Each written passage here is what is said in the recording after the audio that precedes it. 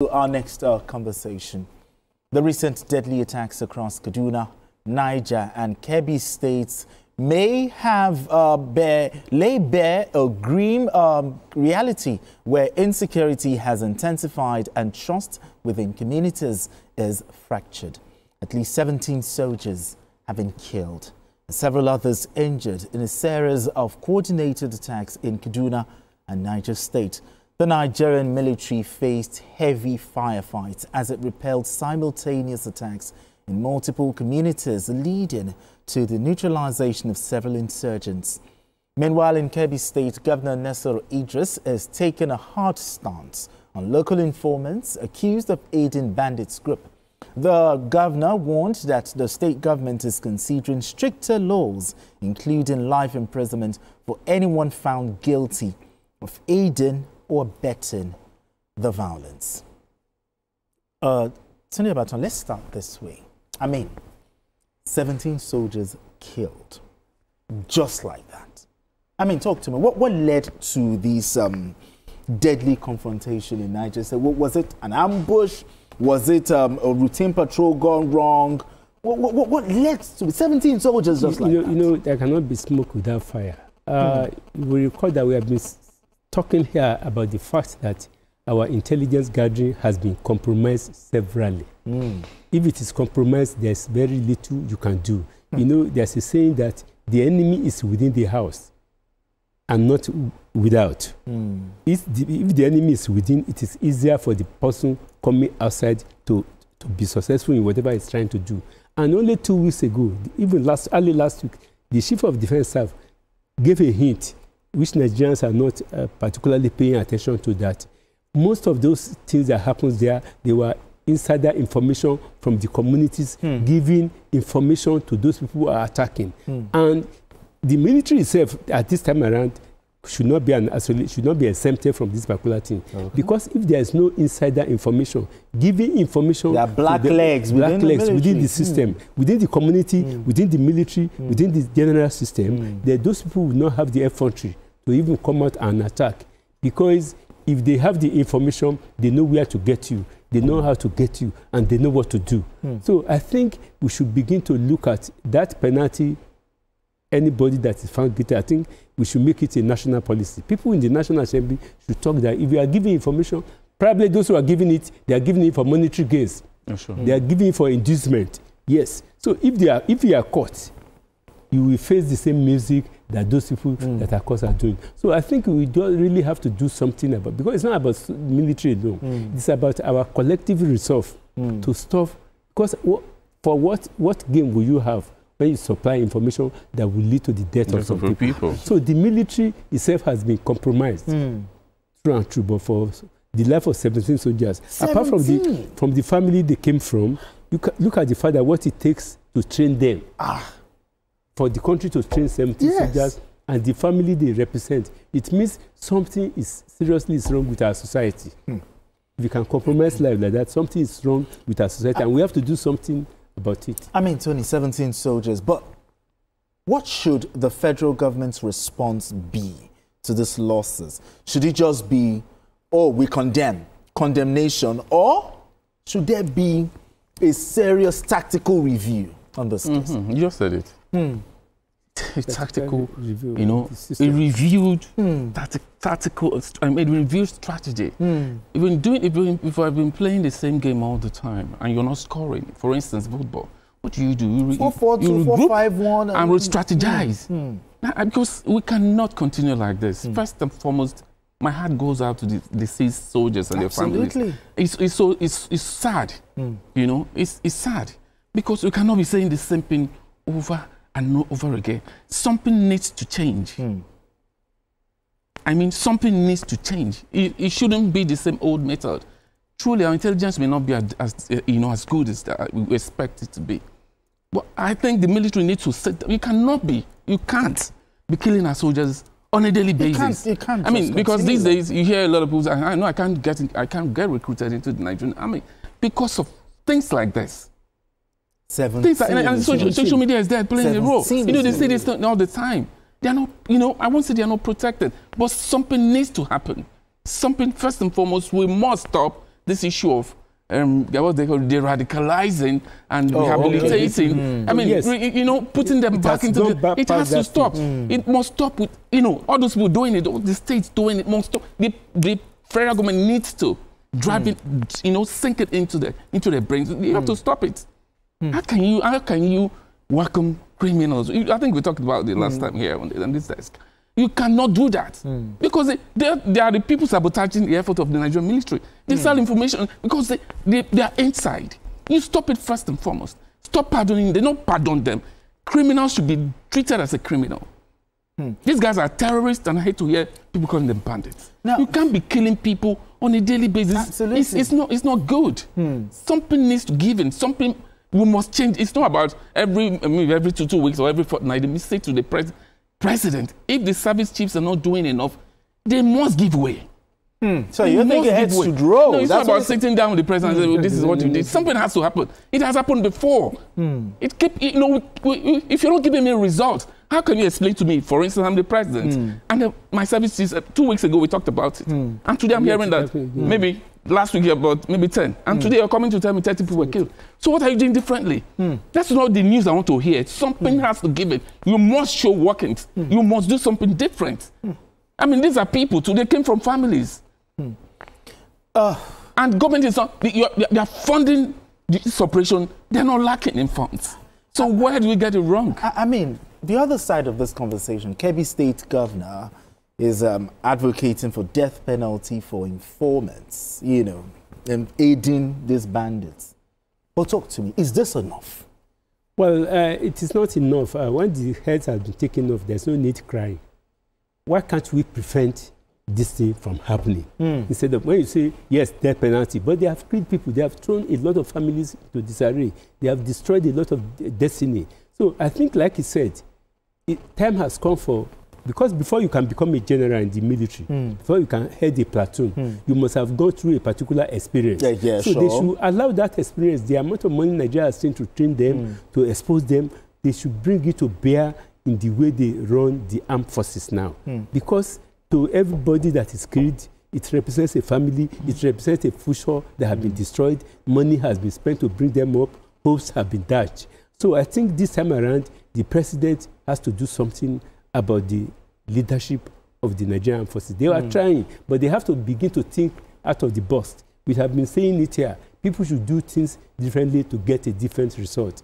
Because it's unfortunate that barely 2 weeks after something, we are tired of hearing statements. We are tired of hearing. We need action. We need results. There must be action. There must be results. And it has to be shown and reflected in the way these people are treated.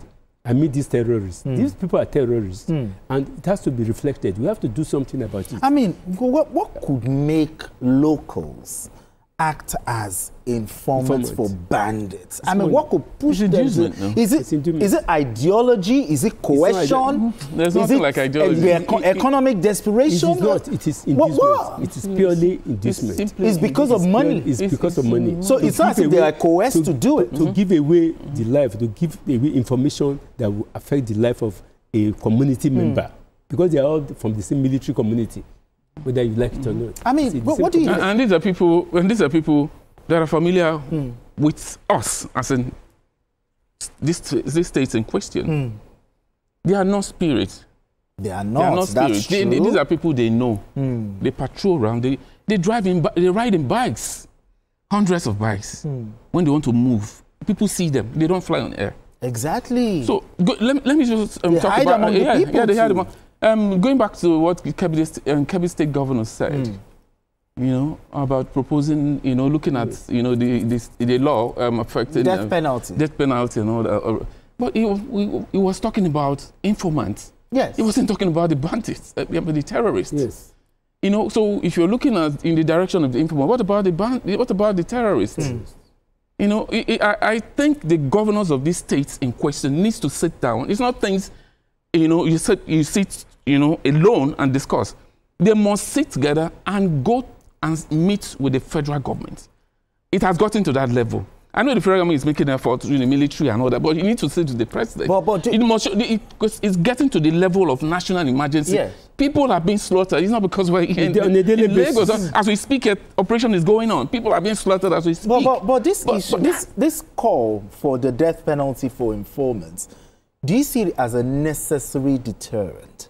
Or do you think the governor is just desperate? No, it's good. Let's just it's a welcome development. I like it. Just as we said before, you have to start changing things. When you do that, but include these people, terrorists too, because I'm yet to hear you include them, not only informants.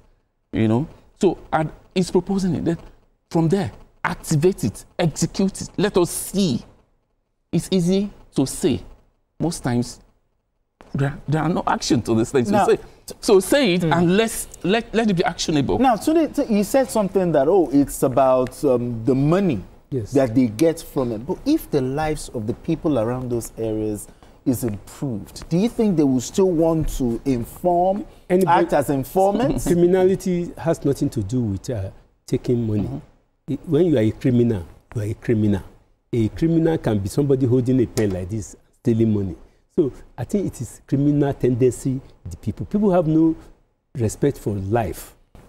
They have no respect for life because naturally you are not supposed to save somebody's life with money.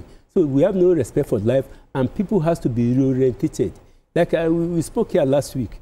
This issue is about we need a multi-level security agents, multi-level, from the ward level to the community, to the local government, to the federal, because it has gotten to that stage now. Nigeria is the only country that people just get killed without being necessarily in a period of war. Yes, we are in war because the Islamic terrorists, they are there.